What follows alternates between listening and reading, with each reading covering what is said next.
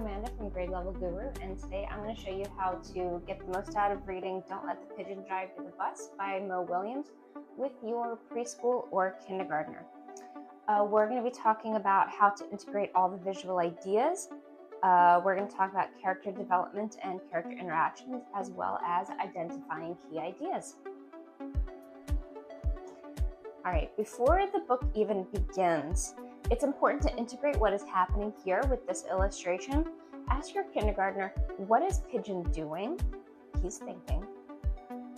Who is driving the bus in Pigeon's imagination? He is driving the bus. And what does Pigeon want to do? Pigeon is fantasizing about driving the bus. That's what Pigeon wants to do. Jumping forward. All right, let's analyze some character interactions. It's important to ask to identify who the characters are. Who's the main character? Who are the other characters? Obviously, Pigeon is the main character, even though he hasn't showed up yet. The other characters, an obvious one is the bus driver, even though he's only in the beginning and the very end. A tricky character to pick up on is you, the reader, because the bus driver is talking to you, and of course, Pigeon is going to be talking to us as well. So it's important for your kindergartner to realize that you, the reader, are a very important character in this book. Okay, identifying some key ideas. Ask your kindergartner, why is Pigeon waiting to show up? He was waiting for the bus driver to leave. So very important, Pigeon is being sneaky here. Waiting for the bus driver to leave. That is very important to Pigeon doing what he wants to do. Bus driver's got to be gone. All right, integrating some visual ideas. I've skipped some pages here, and let me just flip that up. This is where Pigeon is frustrated. He's got the little squiggly line over his head. But all these illustrations are great to integrate what is going on in Pigeon's head. How is Pigeon feeling? So ask your kindergartner, what does the illustration show us about Pigeon? Are his emotions changing? And absolutely, yes, they are. He's gone from excited, persuasive, annoyed, impatient, frustrated. So Pigeon is going through a whole arc of emotions here, and this picture shows his frustration. Important to pick up on that. A central idea. Now we know what Pigeon's Pigeon's big problem is, but it's a good point to talk about it right here when Pigeon says he never gets to do anything. So what problem is Pigeon facing? Ask your kindergartner. What's the big deal? What's going wrong with Pigeon's day? Sorry, that's the cat. All right, over here, character development. Ask your kindergartner, okay, a lot has happened.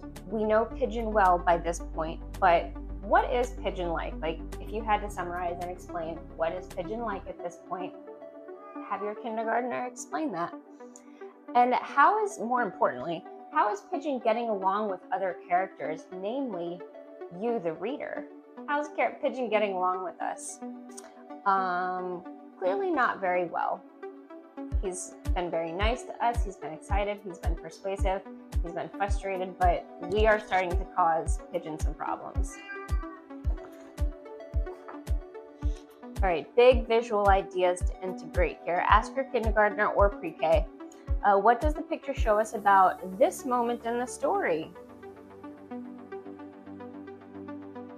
Basically, the illustration is showing us that Pigeon is having an absolute meltdown.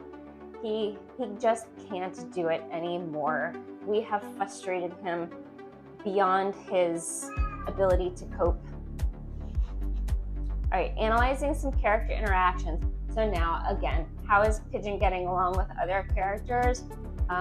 We are really kind of messing up Pigeon's day here. Pigeon is not getting along with us, the reader, very well at all, because we're not letting him drive the bus.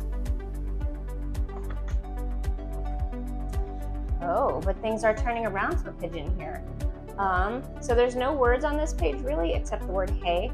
But what important thing does this illustration show us about the story? Pigeon is now, his mind is on to the next thing. Now he wants to drive the truck. All right, when you get to the end of the story, this could be a stretch for your kindergartner, but you could Ask your kindergartner if they think Pigeon has learned anything by the end of the story. Probably not. I don't think Pigeon learned a single thing because now he just wants to drive the truck. If your child is at like the end of kindergarten, and maybe if they read this book independently, you could ask them how difficult it was for them to read.